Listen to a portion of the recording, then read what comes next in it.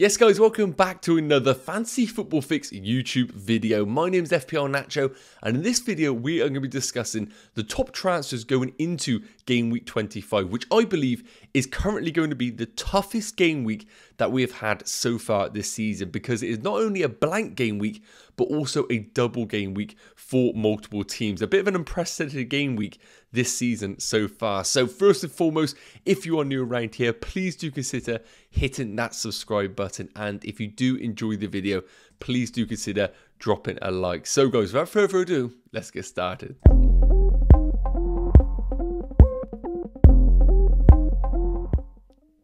So guys, as I mentioned, it is a double game week for certain teams this week. One of those is going to be Liverpool alongside Arsenal, Wolves and Everton. So Liverpool are back on the menu, it is to be said, after two decent results in the Premier League, in particular that 2-0 victory against Newcastle. And it feels like, from an FPL perspective, they're starting to catch form at the right time if we are looking at it from a small sample size perspective. So on screen here, I have got the three Liverpool attackers that I think are the only considerations for our potential transfers in Game Week 25. It's going to include the two midfielders, Mo Salah and Gakpo, and of course the forward in Darwin Núñez. So first and foremost, it's worth noting, Darwin Núñez did go off with a shoulder injury against Newcastle. However, at the time of recording, there has been pictures of him training, and importantly, they do have that Champions League game against Real Madrid before the Game Week 25 deadline. So we should get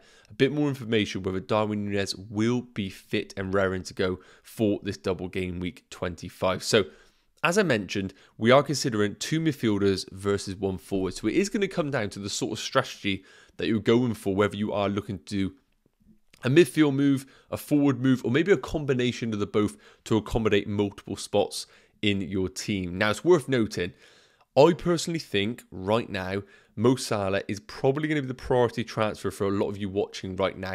You may be sat there with a Kevin De Bruyne, or you may be sat there with money in the bank and you're looking to upgrade one of your midfielders like a Bruno Fernandes to basically spend the cash.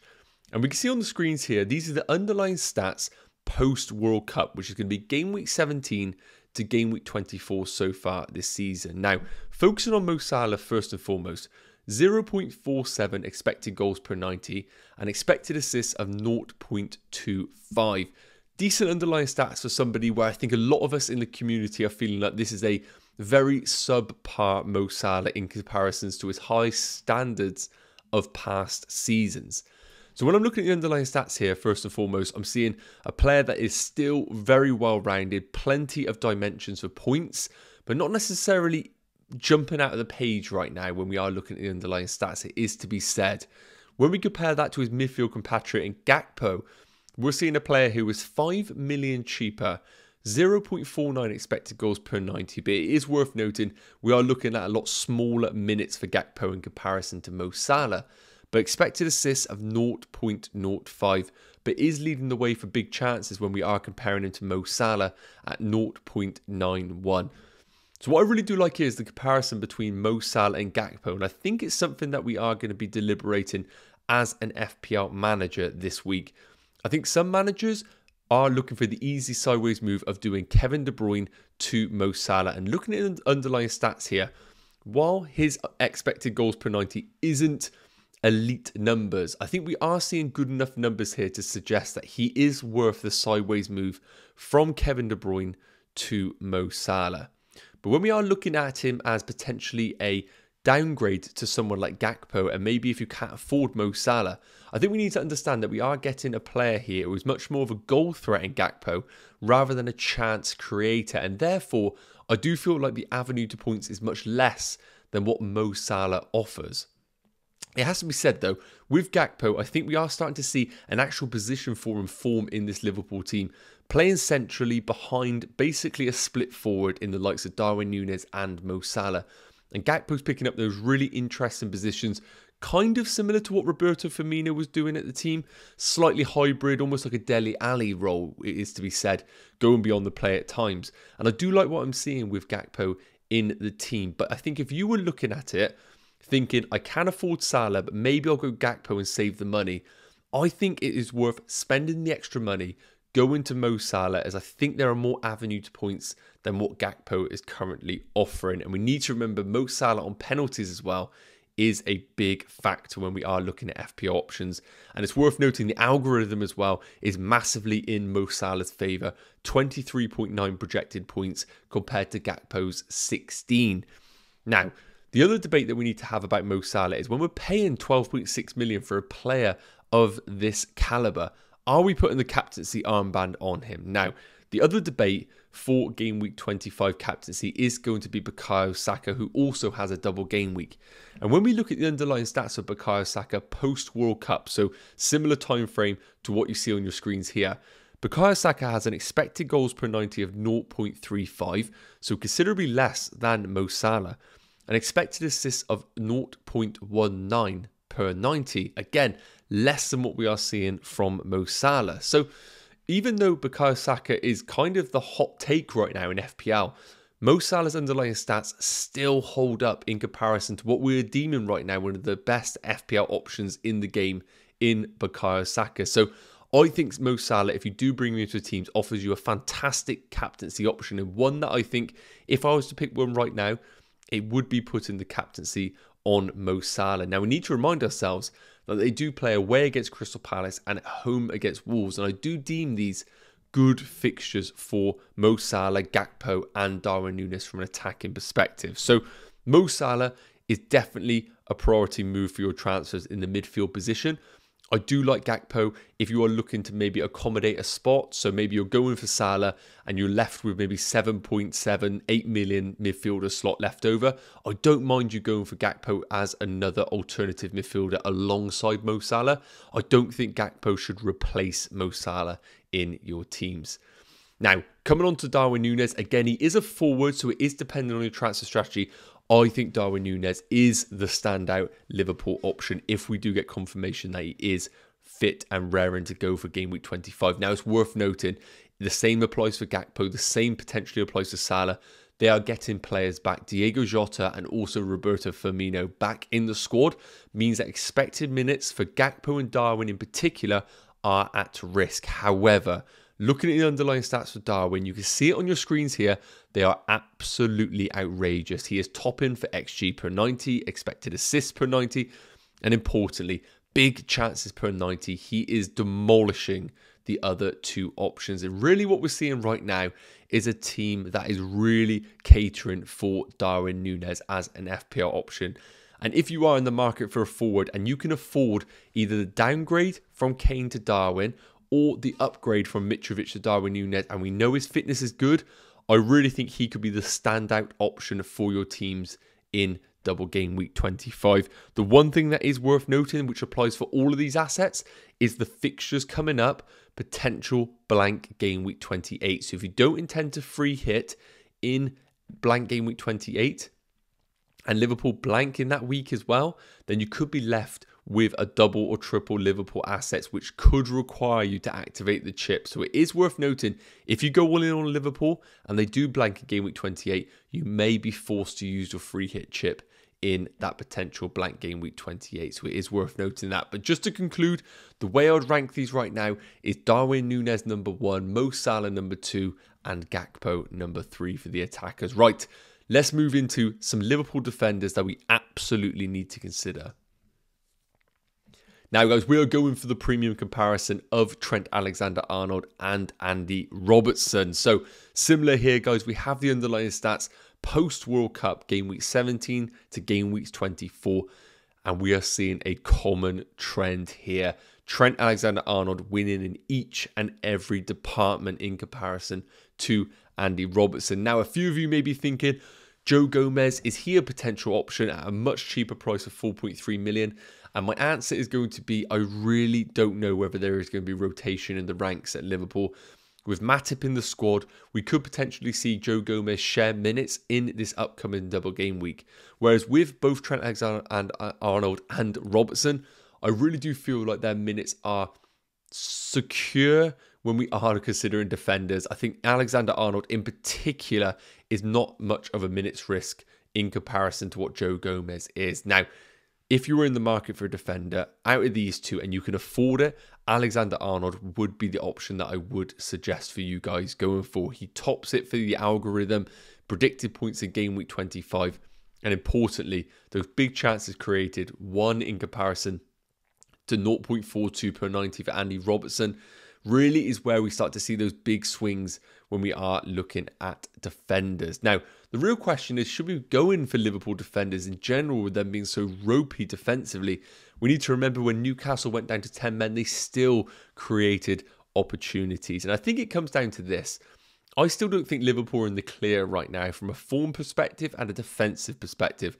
I could easily see them concede against Crystal Palace and maybe then keep a clean sheet against a low-scoring Wolves team. However, I do think with the attacking potential that these sorts of players offer, it is worth the -4 to bring in a player of Trent Alexander-Arnold's calibre. If you can bring him into your team with an expected assist per 90 of 0.38, knowing that he's on set pieces and has that range of passing that we saw in that Newcastle game, I feel like if there is going to be certain players that are going to have this really high ceiling, monster double-digit return, it is going to be either Trent Alexander-Arnold or Andy Robertson, alongside the likes of Darwin Núñez with those ridiculous underlying numbers we saw. So if you have the money in the bank, guys, I honestly think Trent Alexander-Arnold is a fantastic transfer for your teams going forward. If you don't have the money available, I think Robertson is a perfectly good alternative to Trent. I really think when we are looking at these two, they are very, very similar over the course of a season. Sometimes you get those purple patches where Trent might outscore him for the next three, but then the following three, you might get that purple patch for Robertson. Unfortunately, it's very difficult to predict for these types of assets, but hopefully the one you go for does hit that run of form. And I do think Alexander-Arnold is the one to go for if you can afford it. I'd be really interested to know your thoughts in the comments, guys, on whether you are considering both Trent or Robertson, or maybe even a differential and owning both in your size. I definitely think there is some value to that in the game. So, guys, that's the Liverpool attackers covered. That's the Liverpool defenders covered. Let's move on to some budget defenders that I think are going to enable you to make these more premium moves in your team. And that is going to be Wolves and Everton defenders. Now, as I mentioned to you, both of these teams double in game week 25. Just to kind of give you an idea, Everton are at home against Aston Villa and away against Arsenal. And Wolves are away against Fulham and away against Liverpool. So first and foremost, when we look at those fixtures, I really don't like the Wolves fixtures that they have. Fulham are a very, very good team right now, although they don't necessarily score bags of goals. At Craven Cottage, I always back them to get a goal, even though Fulham have been a little bit better defensively of late. And when we go to Anfield, I really don't see Wolves keeping a clean sheet in that game either. So when we are looking at budget defenders, I don't necessarily think Wolves is the direction to go right now, but it definitely is worth considering them as they are popular transfers for a lot of managers making game week 25 moves. So the two options we've considered is both Dawson and Kilman. Dawson being 0.4 million more expensive than Kilman, but I do think that difference would pay itself off from a potential attacking return perspective. 0.11 XG per 90 for Dawson compared to Kilman's 0.02. Basically, Kilman offers nothing from an attacking perspective, but Dawson does have that aerial threat that we have seen in years gone by. Bonus points, it is in Kilman's favour, but we need to remember passing tiers that they do accumulate with someone like Kilman does fall into his favour, but FPL points expected is in Dawson's favour. So right now, if you were considering a Wolves option, I think from an attacking perspective, Dawson is the route to go for. However, because of the fixtures coming up for Wolves, they have a double, which I don't think they're going to keep clean sheets in. Then they have Tottenham at home. Then they have Newcastle away, and then a potential blank in game week 28. I'd much rather you just go for the cheaper option in Kilman, as I don't think the attacking threat is worth paying the additional for someone like Craig Dawson, when I think them funds could be useful elsewhere for you, maybe to upgrade other parts of your team. I just don't think there's going to be a huge difference between the point scoring of Dawson versus Kilman.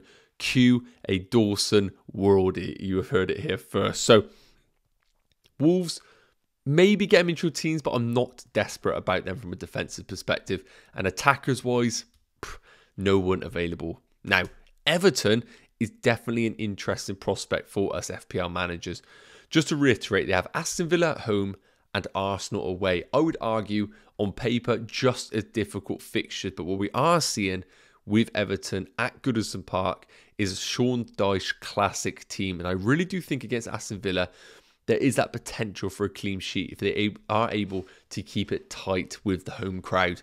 And followed after game week 25, they have Nottingham Forest away, Brentford at home, and a guaranteed fixture in game week 28, even though it is away against Chelsea, which right now actually looks like quite a favourable fixture. So we've got two budget options here in Tarkowski and old man Seamus Coleman, who suddenly turned into prime icon in game week 24 with that unbelievable finish. Now, looking at the underlying stats for both, there really isn't anything to scream and shout about from an attacking perspective. You can see the numbers on your screen there, 0.06 for Tarkowski per 90 and 0.00 for Coleman. So we really aren't bringing in these players for their attacking ability, although Tarkowski has had a goal so far this season. And I would argue, even though Coleman scored last game week and Tarkowski has scored previously, if I was to pick one to score more goals between now and the end of the season, it would be in Tarkowski's favour.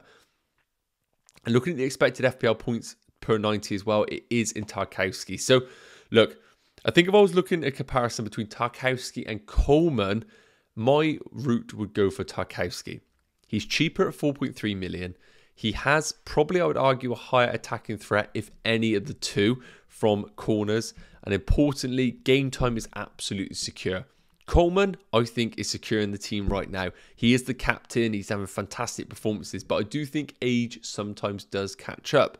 And with Patterson returning to the Everton squad, I would expect at one point in game week 25, although I expect Coleman to play both in 25, we may see slight rotation in upcoming game weeks to give Coleman a slight rest and get some fresh legs with Patterson in the team. So, to conclude, guys, I would absolutely have Tarkowski as number one pick of the options here.